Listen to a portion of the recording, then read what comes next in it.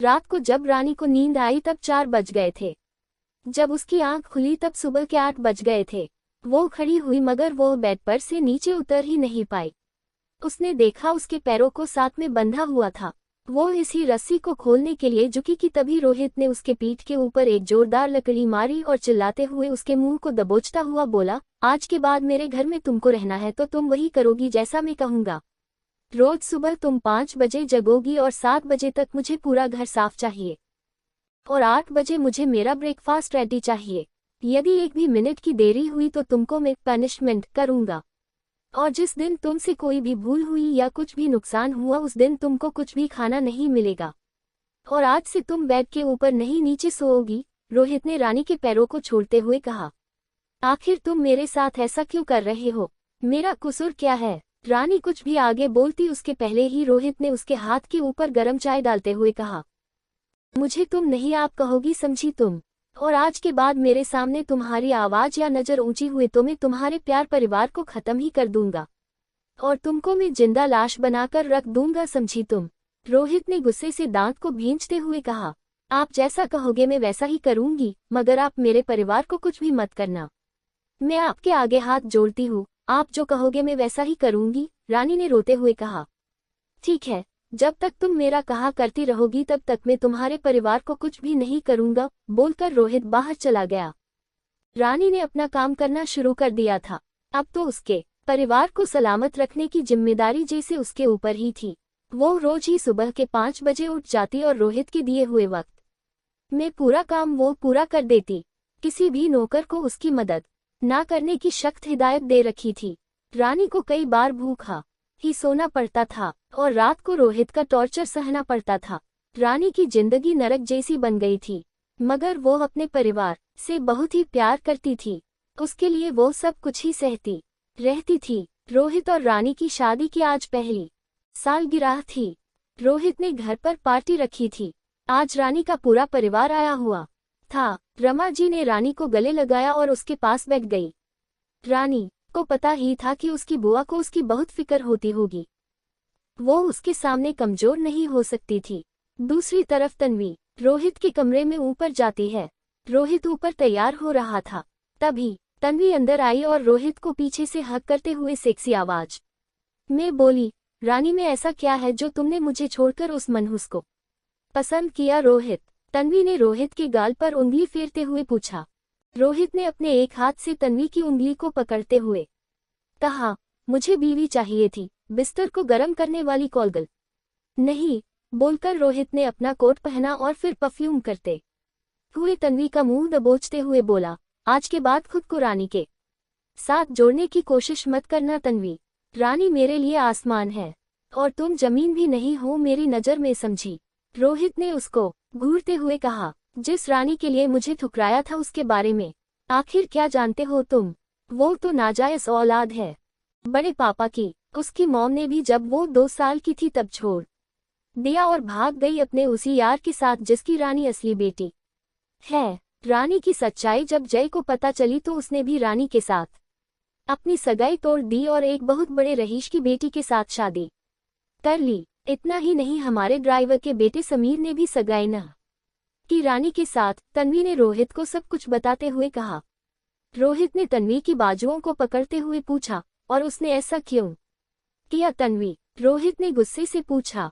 तन्वी को लगा कि आज उसका तीर सही निशाने पर लगा है। उसने रोहित को देखते हुए कहा, समीर ने एक बार रानी को एक रात उसके साथ बिताने को कहा, क्योंकि फिर दोनों की शादी होने वाली थी, मगर हमारी बहन जी ने उसको ये कहकर मना कर दिया कि वो शादी से पहले कोई भी जिस्मानी रिश्ता उसके साथ नहीं रखेगी और वो उसके साथ कहीं भी नहीं जाएगी अकेली। तब समीर को बहुत ही गुस्सा आया और उसने बड़े पापा को कह दिया कि वो इस बहनजी टाइप लड़की से शादी नहीं करेगा। उस दिन रानी की बहुत ही पिटाई की थी मेरे पापा और बड़े पापा ने। तन्वी ने बात को करते हुए कहा, जाओ और जाकर पार्टी को एंजॉय करो और कभी भी मुझे छूने की कोशिश नहीं करना, क्योंकि वो हक सिर्फ और सिर्फ रानी का है। नाउ यू मे गो। बोलकर रोहित ने अपने कमरे का डोर बंद कर दिया और वो तन्वी की बातों को सोचने लगा। उसको रानी की उसके घर में क्या औकात है ये तो पता ही था, मगर उसके बारे में उसे और कुछ भी कभी भी पता नहीं चला था। वो खुद को नॉर्मल करके पार्टी में सभी के साथ शामिल होने आ गया। आज रोहित की नज़र बार बार रानी के ऊपर जा कर के रुक जाती थी। आज उसकी शादी की दुनिया की नज़र में सालगिरह थी, मगर वो दोनों ही जानते थे कि वो एक दूसरे के साथ मजबूरी और जिद के कारण ही जुड़े हुए थे। रानी को कभी रोहित ने पत्नी का दर्जा ही नहीं दिया था। जब भी उसको मन होता था वो रानी को अपने बिस्तर की रानी बनाता था। बाकी उसके नौकरों से भी बदतर रानी की हालत थी। रानी फिर भी चुपचाप सब कुछ सहती रही थी, क्योंकि वो अपनी फैमिली को बहुत ही प्यार करती थी और रोहित का जुनून और गुस्सा था जो उसके साथ उसको जुड़े रहने को मजबूर करता रहा। रानी ने आज ब्लैक कलर की साड़ी पहनी थी, बालों को खुला छोड़ के रखे थे, आंखों में काजल, माथे पर छोटी सी बिंदी, गले में मंगलसूत्र, मांग में सिंदूर और पैरों में पायल। रानी की खूबसूरती को रोहित ने आज पहली बार ही निहार के देखा था। आज उसे रानी बहुत ही प्यारी लग रही थी। बेटा, तुम दोनों खुश तो हो ना? रमा जी ने रानी को पूछा। रोहित भी वहीं पर कुछ ही दूरी पर खड़ा था। उसने भी रानी की बात को सुना। बुआ, आप क्यों मेरी इतनी फिक्र करती हो? मैं खुश हूँ, बहुत ही खुश हूँ। वो मेरा बहुत ही ख्याल रखते हैं। रोहित दिल के बहुत ही अच्छे हैं। वो मुझे बहुत प्यार करते हैं। आप मेरी चिंता ना करिए, रानी ने अपने आंसुओं को अपनी आंख के कोनों में ही छुपाकर रोक हुए कहा। रोहित ने जब ये सुना तो वो भी शॉक्ड हो गया था, क्योंकि पिछले 4 दिन से रानी ने कुछ भी नहीं खाया था और उसने उसे बहुत ही पीटा था। मगर रानी अपनी बुआ के सामने सब कुछ छुपाकर झूठ बोल रही थी। क्या रानी की मासूमियत रोहित को बदल देगी? क्या रानी को फिर से अपना पाएगा रोहित? क्या रानी माफ कर पाएगी रोहित को? जानने के लिए जुड़े रहे मेरी कहानी के साथ। रोहित की आज अपने बिजनेस पार्टनर के साथ मीटिंग थी। उसके बाद उसको शाम को पार्टी में भी जाना था। आज तक वो रानी को लेकर कभी भी किसी भी पार्टी में नहीं गया था, मगर आज उसकी कपल पार्टी थी और वो आज रानी को लेकर आया था। रानी ने आज रोहित ने पसंद की हुई व्हाइट कलर की लॉन्ग पार्टी वेयर गाउन पहना था। अपने बालों को खुला ही रखा था। वो आज बहुत ही खूबसूरत लग रही थी। रोहित ने भी व्हाइट एंड ब्लैक कलर का पार्टी वेयर 3 सूट पहना था। वो भी बहुत ही हैंडसम लग रहा था। रानी और रोहित दोनों को एक साथ में आज सभी ने पहली बार ही देखा था। वहां पर मौजूद हर कोई उनको देखकर शॉक था। रोहित ने सभी के साथ रानी को मिलाया और रानी को भी सभी का इंट्रो देते हुए वो अपने बिजनेसमैन के ग्रुप में शामिल हो गया। रानी वहां पर किसी को भी जानती नहीं थी, इसलिए वो एक कोने में जाकर बैठ गई। तभी एक बार टैंडा आया और कुछ कहकर वह से चला गया। क्या हुआ युवराज? कुछ सोच में डूबे हुए अपने दोस्त को देखकर रोहित ने पूछा। कुछ खास नहीं रोहित, वो आज बहुत बड़ी सिंगर आने वाली थी, मगर वो अब नहीं आएगी और मेरी पार्टी की को रौनक है वो भी थोड़ी फीकी रह जाएगी, युवराज ने उदास होते हुए कहा। रोहित अभी कुछ बोलता उसके पहले ही सभी के कानों पर एक बहुत ही प्यारी आवाज गीत गाती हुई सुनाई दी। सभी उस आवाज की तरफ आगे बढ़ गए और म्यूजिक भी बजना शुरू हो गया। वो गीत रानी अपने ही ख्याली में गुनगुना रही थी। गाना खत्म हुआ और सभी ने तालियां बजाई। तालियों की आवाज सुनकर रानी अपने ख्यालों से बाहर आई और इधर उधर देखने लगी। वो रोहित को ही देख रही थी। रोहित भी रानी को देख रहा था। रानी वहीं पर रखे झूले पर जाकर बैठ गई। कुछ मिनट बाद रानी को महसूस हुआ कि कोई उसको गलत इरादे से छू रहा है। उसने नजरें उठाकर देखा तो वहां पर जय था, उसका पुराना मंगेतर। उसने रानी के कंधों के ऊपर अपने हाथ को फेरते हुए कहा, क्या लग रही हो तुम रानी? दिल करता है मैं तुमको अपनी बाहों में भर लूं और तुमको अपने साथ अपने बिस्तर पर। वो कुछ बोलता उसके पहले ही रानी जय को एक थप्पड़ जड़ देती है और गुस्से से खड़ी होते हुए थोड़ी ऊंची आवाज में बोली, खबरदार, जो मुझे हाथ भी लगाया है तुमने तो। बोलकर वो वहां से जाने लगी। तभी जय ने उसकी कलाई को मजबूती पकड़ लिया और पीछे से रानी को अपनी तरफ खींचते हुए बोला, तुमको आज मुझसे कौन बचाएगा? ये मेरी ही पार्टी है और यह पर मौजूद सभी लोग मेरे ही अपने आदमी है, तो फिर तुमको कौन बचाएगा मुझसे? जय ने रानी को खींचते हुए ले जाते हुए कहा।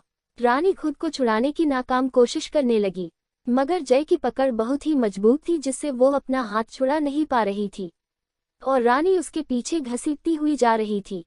जब ये रोहित ने देखा तो उसको उस शख्स पर बहुत ही गुस्सा आया और वो सीधा उसकी तरफ आगे बढ़ गया। छोड़ो मेरा हाथ जय, रानी ने दर्द में कराहते हुए कहा।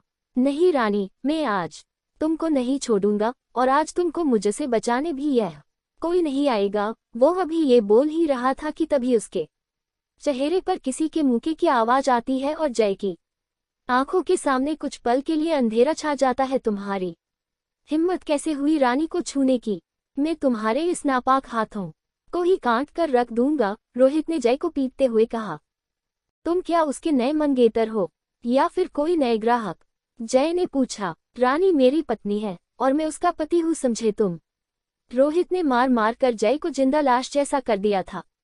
वो फिर गुस्से से बोला, खबरदार, जो किसी ने भी रानी को छूने की कोशिश भी की है तो मैं उससे उसकी जिंदगी ही छीन लूंगा। रोहित ने सभी को घूरते हुए कहा, आपके हाथ से तो खून निकल रहा है, चलिए मैं इसके ऊपर आपको दवाई लगा देती हूँ, बोलकर रानी ने अनजाने में आज पहली बार रोहित के हाथ को अनजाने में छू लिया था। वो फेस्टेड बॉक्स लेकर आई और रोहित के हाथों पर लगी चोट को साफ करते हुए उसके ऊपर बीच बीच में फूंक मारते हुए वो बोली, आपको बहुत दर्द होता होगा न रोहित? चलिए हम अभी ही सीधा हॉस्पिटल चलते हैं। रानी की फिक्र भरी प्यारी सी आवाज रोहित को आज बहुत ही सुकून दे रही थी। मैं एकदम ठीक हूँ रानी, मुझे कुछ भी नहीं हुआ है रानी, चलो हम घर चलते हैं, रोहित ने रानी का हाथ पकड़ते हुए कहा। आप बहुत जिद्दी है। ठीक है चलिए हम घर चलते हैं। रानी ने अचानक से ही रोहित के हाथ को छोड़कर अपने हाथ से उसके जख्मों को साफ करने लगती है। रोहित तो रानी की सभी हरकतों को देखकर मन में ही खुश हो रहा था। वो रानी की हरकतों को प्यार से देख रहा था। तभी उसको ख्याल आया कि वो लोग तो बिना खाना खाए ही वहां से लौट आए हैं। वो खड़ा हुआ और रानी को खड़ा करते हुए बोला, रानी मुझे भूख लगी है। वो कुछ और बोलता उसके पहले ही रानी किचन में गई और 1 घंटे में तो आलू और मटर की सब्जी, करी और चावल और चपाती बनाकर लेकर आई और रोहित को खिलाने लगी। रोहित भी उसके हाथों से खाना खाने लगा। रानी खाना खिलाते हुए प्यार से बोली, आप खाना खाने के बाद दवाई भी जरूर खा लीजिएगा, आपको दर्द नहीं होगा, बोलकर वो दवाई रोहित को दे देती है। तुमने खाना खाया रानी? रोहित ने रानी की तरफ देखते हुए पूछा। मुझे भूख नहीं लगी, बोलकर रानी किचन में चली गई और अपना काम करने लगी। फिर वो कमरे में जाकर एक कोने में जाकर सो गई। क्या रोहित समझ पाएगा रानी के प्यार को? क्या रानी कभी भी रोहित के साथ कोई रिश्ता जोड़ पाएगी? क्या होगा आगे, जानेंगे नेक्स्ट एपिसोड में। रोहित जब अपने कमरे में आया तो उसने देखा रानी खुद को खुद में ही सिमटे हुए सो गई थी। उसके खुले काले लंबे बाल हवा में लहरा रहे थे। नींद में भी उसकी बंद आंखों के कोने भीगे हुए थे। उसके चेहरे पर पूरे दिन की थकान देखी जा रही थी। रोहित ने आज पहली बार रानी को इतना करीब से देखा था। डाइवोर्स के बाद उसने उसे निकल जाने को भी कहा था, मगर रानी नहीं चाहती थी कि उसकी सिर्फ एक रात की शादी की टूटने की खबर से उसके परिवार वाले शर्मिंदा हो और तन्वी की शादी में कोई तकलीफ हो। इसके लिए उसने रोहित की बहुत ही बड़ी कीमत भी चुकी थी। रोहित ने भी अपने दादू का दिल न टूटे और वो दुखी ना हो, ये सोचकर ही रानी को खुद के साथ रहने की हमें मंजूरी दी थी। रोहित ने उसे गुलाम बनकर रहने की सजा दी हुई थी। इतना बड़ा विला सिर्फ अकेली रानी को ही साफ करना पड़ता था। खाना भी वही बनाती थी और उसे एक भी भूल हो जाए या किसी भी काम में देरी हो जाए तो रोहित बहुत ही मरता और भूखा भी रखता, मगर अपने परिवार की खातिर वो सब कुछ चुप रहकर सहती थी। रोहित जब बहुत ही थका हुआ होता तो वो रानी को अपना हमबिस्तर बनाता और पूरी रात उसके जिस्म के साथ खेलता और रानी को जितना हो उतना वो दर्द और तकलीफ देता, मगर रानी कभी भी कुछ भी नहीं बोलती थी। रोहित इसी बात का फायदा उठाता था। रोहित की आंखें नम हो गई। उसे रानी का दर्द आज महसूस हो रहा था। उसे उसकी और रानी की वो पहली मुलाकात याद आई। आज उसे एहसास हुआ कि रानी किसी को भी कभी तकलीफ में नहीं देख सकती थी। पहली ही मुलाकात में वो उस बूढ़े इंसान के कारण उसके साथ कैसी उलझ पड़ी थी, और आज वो जिस हालत में है वो उसी बूढ़े इंसान के कारण है। जिस परिवार ने उसे सिर्फ नफरत दी है, कभी बेटी भी नहीं समझा, उसी परिवार के खुशहाली की खातिर, उसी के सुख की खातिर वो मेरे जुल्मों को, मेरी नफरत को, मेरी बेरुखी को भी कितनी आसानी से बिना एक भी शब्द की फरियाद किए सह रही है। आखिर किस मिट्टी की बनी हो तुम रानी? मुझे तो ये ही समझ नहीं आता कि क्या ये सब कुछ सहन करके भी तुमको कुछ भी मिला? सभी ने तुमको क्या दिया रानी, प्यार या नफरत? क्यों रानी, क्यों इतना सब कुछ सहन कर रही हो तुम? रोहित खड़ा हुआ और उसने रानी को अपनी गोद में उठाया और बेड पर लेटा दिया। उसने देखा रानी का पूरा बदन बुखार से तप रहा था। उसने जल्दी से डॉक्टर को कॉल किया। डॉक्टर ने उसका चेकअप किया और फिर थोड़ी गंभीर आवाज में बोले, रोहित की आपको कैसे बताऊं? डॉक्टर ने डरते हुए कहा। आखिर क्या बात है डॉक्टर? रोहित ने थोड़ा ऊंची आवाज में पूछा। रोहित जी, रानी जी को कैंसर है और this is a last stage, doctor ने अपना सिर झुकाकर कहा। क्या बलवास कर रहे हो तुमको पता भी है ये तुम क्या बोल रहे हो? रोहित ने डॉक्टर के कॉलर को पकड़कर खींचते हुए गुस्से से चिल्लाते हुए पूछा। रोहित जी, पिछले 3 महीने से रानी जी ने रेगुलर खाना नहीं खाया है और बहुत सारा काम किया है, और शायद ये सब कुछ वो बचपन से ही सहन करती रही हो, मगर मैंने जो भी कहा है वो सब कुछ सही ही कहा है। रानी जी के पास अब 15 से 20 दिन ही है, डॉक्टर ने बाहर निकलते हुए कहा। रानी ठीक नहीं हो सकती क्या? आप जो कहेंगे मैं वो करूंगा, मगर प्लीज रानी को बचा लीजिए, रोहित ने आज पहली बार अपने हाथ जोड़ते हुए कहा। डॉक्टर ने रोहित के दोनों हाथों को पकड़कर कहा, मैं रानी को बचाने के लिए कुछ भी करने को तैयार हूँ, रोहित ने आंसू भरी आंखों से कहा। सॉरी, मगर अब बहुत देर हो चुकी है रोहित की, अब तो सिर्फ आप उसे खुश रखिए, उसको जितना हो उतना उसे खुश रखिए और उसके साथ अपना वक्त गुजारिए। उसे खुश रखिए ताकि जब उसकी आंखें बंद हो तब ज्यादा तकलीफ आपको ना हो, बोलकर डॉक्टर चले गए। रोहित के कानों में बार बार डॉक्टर के शब्द ही बार बार गूंज रहे थे। वो खड़ा हुआ और रानी के बाजू में आकर बैठ गया और उसके चेहरे को देखते हुए रोने लगा। रोहित के आंसू की भिन खुद के गाल पर महसूस होते ही रानी ने बड़ी ही मुश्किल से अपनी आंखों को खोला और धीरे से बोली, आप रोते हुए जरा भी अच्छे नहीं लगते, और क्या हुआ है जो आप मुझे बेड पर लेकर आए हो? आप बताइए ना, रानी ने पूछा। रानी तुमको? रोहित कुछ भी आगे बोल नहीं पाया और उसका गला और आंखें दोनों भर आए। तभी रानी ने उसको देखते हुए कहा, मुझे पहले से पता है रोहित कि मेरे पास अभी ज्यादा वक्त नहीं है, मैं 6 महीनों से ये जानती हूँ, रानी ने कहा। मतलब? रोहित ने शॉक्ड होते हुए पूछा। जब मुझे पहली बार खून की उल्टी हुई तब मुझे शक हुआ और मैंने अपने रिपोर्ट करवाए तो पता चला कि मेरा कैंसर तो लास्ट स्टेज है और मेरे पास अब वक्त बहुत कम है, रानी ने रोहित को देखते हुए कहा। रानी, मैं तुमको कुछ भी नहीं होने दूंगा, मैं तुमको बचा लूंगा, रोहित ने रानी को दिलासा देते हुए कहा। मेरी मौत के बाद मेरे परिवार वालों को कभी आप परेशान न करना, मैं आपके आगे हाथ जोड़कर बस इतना मानती हूँ, रानी ने आंसू भरी आवाज में अपने हाथ जोड़ते हुए कहा। रानी, मुझे माफ कर दो, मैंने अपनी जिद, अपने जुनून और अपने अहम के कारण कभी तुमको कुछ भी नहीं दिया, सिर्फ और सिर्फ नफरत ही दी है, मैं तुमको कभी समझ ही नहीं पाया रानी, रोहित ने रानी के हाथों को पकड़कर फुट फुट कर रोते हुए कहा। आप खुद को क्यों गुनहगार मानते हो रोहित? आपके साथ यदि मेरी शादी हुई ना भी होती तब भी मुझे पता ही था कि मैं एक दिन इसी तरह तड़पूंगी और मार जाऊंगी, रानी ने रोहित को समझाते हुए प्यार से कहा। मैं कुछ समझा नहीं रानी, रोहित ने असमंज में पूछा। मेरी दादी और मेरे पापा मुझे पिछले 5 साल से एक ऐसी दवाई जबरदस्ती खिलाते थे जिनके कारण मेरी तबीयत धीरे धीरे कमजोर होने लगे और मेरी मौत भी कुदरती हो जाए, जिसके चलते उसे मेरी मॉम ने जो प्रॉपर्टी मेरे नाम की है वो उसको मिल जाए, रानी ने भीगी आंखों से रोहित को कहा। ये सब कुछ जानते हुए भी तुम वो दवाई क्यों खाती रही रानी? रोहित ने पूछा। मैं यदि वो दवाई नहीं खाती तो वो लोग मेरी मॉम को मार डालते, रानी ने कहा। क्या तुम्हारी मॉम तो भाग गई है ना? रोहित ने पूछा। नहीं रोहित, मॉम को उन लोगों ने कैद करके रखा है, और मुझे जब ये बात पता चली तो मैंने एक दिन चुपके से मॉम को भगा दिया और उसे उस कैद से आज़ाद कर दिया, इसी बात के कारण तो मुझे वो दवाई खिलाते थे वो लोग, क्योंकि मॉम कहाँ है वो सिर्फ मुझे ही पता था।